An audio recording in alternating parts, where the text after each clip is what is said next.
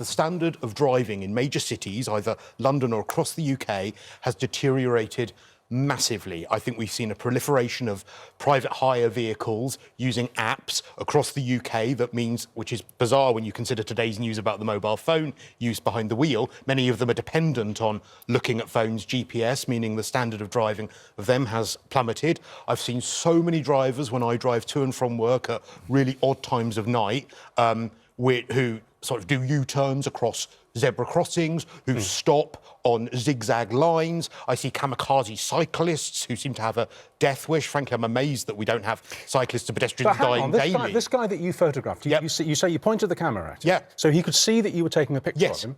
OK. Well, you're not worried that he'd open the door, get out and stab you in the eye? Well, I was more worried that he'd nearly killed me on a crossing. But seriously, there is that element to it, isn't there? I mean, some people are going to react very violently if they think they're being photographed. But that's no reason to stop reporting people who are committing what are actually crimes. And I'm sorry, but isn't it a reason? Isn't it risky? Isn't it risky to take the, if you like, the policing of the law into your own hands? Take a picture of somebody. You don't know what that person's like. They could be a psychopath. Well, perhaps they are, but then that's no reason to stop trying to actually have the law enforced. And what I would like to see is more accountability and more drivers held accountable for the horrific driving that is taking place across the UK. And I'm sorry, if the police aren't able to do it, well, then we should. Peter, would you like people to help you do your job? Cristo's perfect world view, where everybody drives courteously and within the law, well, they don't. Sadly, is never going to happen. And of course, let's look at the reality. We have an overworked, understaffed, underpaid and demotivated police service. We have a Crown Prosecution Service completely underfunded and the courts are in crisis. So why not have a bit of help from someone like Cristo, you might argue? As Cristo says on the occasion when he did take the photograph, nothing happened and the police didn't seem very interested. There is a tide of teenage blood flowing through the streets of Britain. Knife crime, violent crime is all on the rise. The murder rate is going up. Tens of thousands of police jobs were cut in the last decade. The last thing the police need is public-spirited people sending in photographs of people leaving their But Peter, maybe that's an argument for the guy better that you took a photo of wasn't famous. The person who took the picture of David Beckham, of course, Beckham was extremely famous. The police had no hesitation in prosecuting him, did they? Yeah, actually, that's a very, very good point. And maybe I should just focus on famous people from now on. But Peter, as a former police officer, I'm sorry, the answer to the fact that the police are under-resourced and that crimes aren't being investigated is not to turn a blind eye to crimes. The answer is to resource the police. I mean, if we turn a blind eye to things, what should I do? Should I step over the suspicious package I see at Waterloo Station because the police are busy? Crime is crime, and I'm sorry. But isn't it bad for society? Isn't it bad for society to basically appoint all of us as part-time coppers and to have us turning on each other for relatively, and I'm not saying that using the phone behind the wheel isn't serious, of course it is, but relatively minor offences. It's actually, is it good for society to do that? Look, I am all for people who are public-spirited, those who run neighbourhood watch systems that keep their community safe because they report suspicious behaviour. The police wouldn't be interested, according to you. I think you will find that if there were a group of people who were parking up in a stolen van and looked like they were about to burgle somebody's house, then I would like to think you might get a greater reaction from the cops than you would for sending in the photograph of somebody parking on a double yellow line, for example. You know, I'm not suggesting... By the way, I bought, as a result of going to and from work and the amount of dangerous driving I see, I bought a really expensive dash cam system for my car purely because I'm convinced that if something happens, I'm going to be held accountable. Now, I'm not suggesting that people sit there and troll through their dash cam footage looking for someone who's gone through an amber light or an idling engine, because I actually believe Amber's that's not illegal. Oh, I know amber isn't illegal. OK, or their engine is going for 30 seconds. But I do believe we should be holding drivers more accountable. If you were out doing your policeman's watch bit and you see a woman on a mobile phone as she's driving along, and you film and she sees you filming and she stops and gets out and says, I'm on the phone to my daughter, she's in casualty. Right. What would you do? Would you say, oh, well, in that case, I won't report you? Would you say, I'm sorry, the law is the law. Well, I must do what I must do. Well, that's not my job to what would you do, then? Police her defence. Well, in a way, you're meant to do your job. I've got an answer. I've got a solution. I've got a solution. She's in casualty, sorry. I've got a solution. The Prime Minister has recently announced another 20,000 cops are going to be recruited. Right. They are currently recruiting. Yep. make that call, join the cops, and then you can enforce the law as much as you Peter, want. according to you, they're not interested in any crime, so it sounds like it would be the easiest job going. Before so you perfect. before you start bickering with each other, we've had a huge response on this, not just to the idea of reporting, but also to the fact that there are proposals to ban hands-free phone use as well. And I wonder if we aren't now in a society where our technology has driven the way we operate for a long time.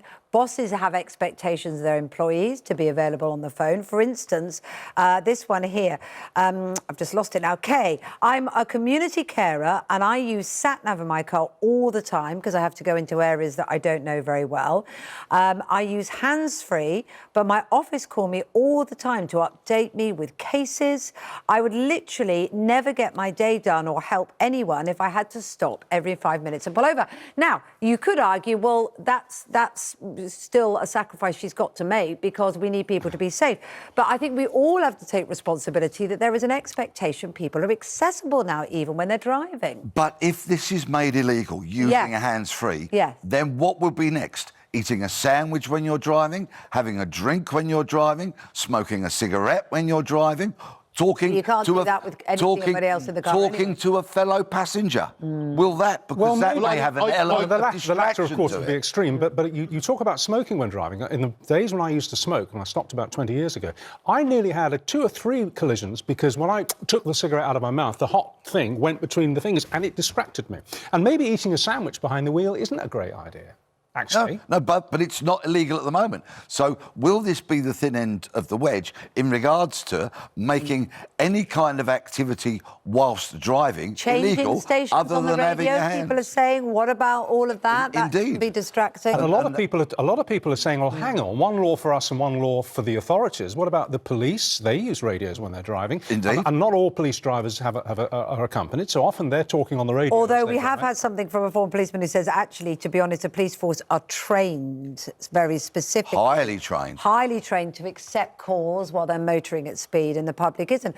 Maybe we should go a different way. Maybe it should be part of our driving training, how to cope with these sort of distractions that we now have. I mean, I actually disagree that if someone's got a proper hands-free kit, I think that that's OK. I actually agree with you on that one. But what about if you're answering a call and you're touching it or you're thinking... But if you're fiddling with it or playing with it... On the way in this morning, I actually photographed someone, I sent you the photo, you didn't like it, of someone watching YouTube behind the wheel, like driving along watching their lovely YouTube. Shocking.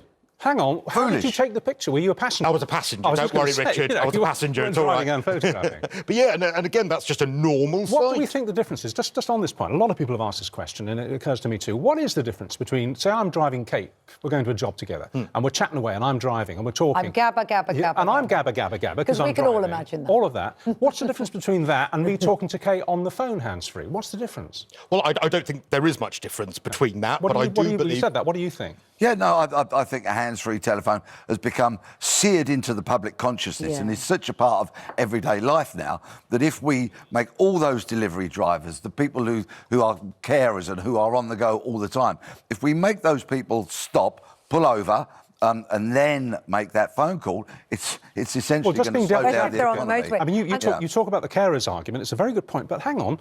Let's go back 20 years. Before mobile phones were in cars, carers did exactly the same job and they didn't have mobile phones in the car. But there wasn't the expectation from employers and their managers to do it. We have evolved a society where we expect people to be instantly available.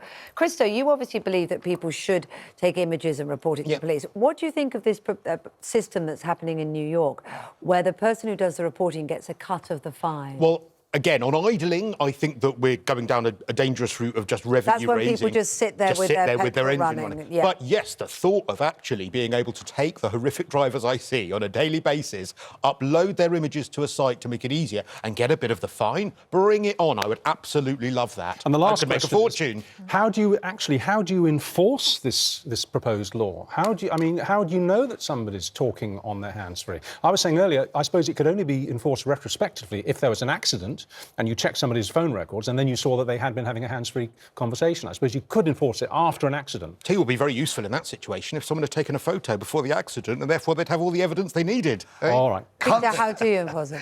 I think Constable Cristo of the Traffic Division has a lovely ring to it, and I look Thank you. forward to your application.